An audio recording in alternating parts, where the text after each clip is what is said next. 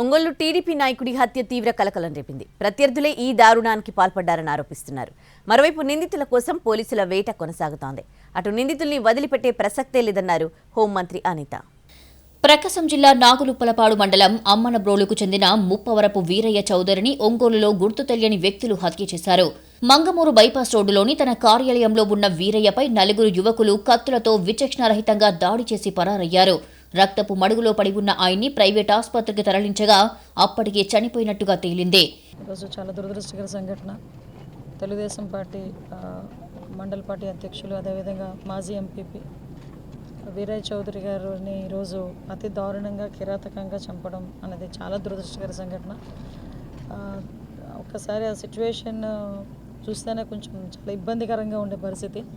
ఎందుకంటే ఇప్పటి నుంచో తెలుగుదేశం పార్టీ నమ్ముకున్న వ్యక్తి, అదేవిధంగా ఒక మంచి వ్యక్తి, చుట్టుపక్కల అంతా కూడా మంచి పేరున్న వ్యక్తి.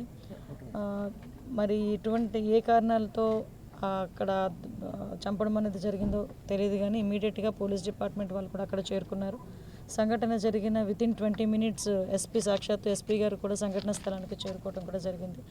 వీరయ్య చౌదరి టీడీపీలో స్థానికంగా మంచి పట్టున్న నాయకుడు.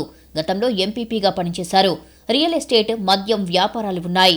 అయితే వ్యాపారాల్లో వివాదాల కారణంగా వీరయ్యను ప్రత్యర్థులు హత్య చేయించినట్టుగా తెలుస్తోంది.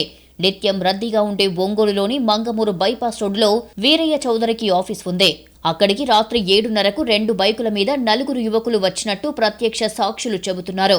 తర్వాత ఆఫీస్లోనికి వెళ్లి కత్తులతో దాడి చేసి పరారయ్యారు. వీరన్న చౌదరి ఈజ్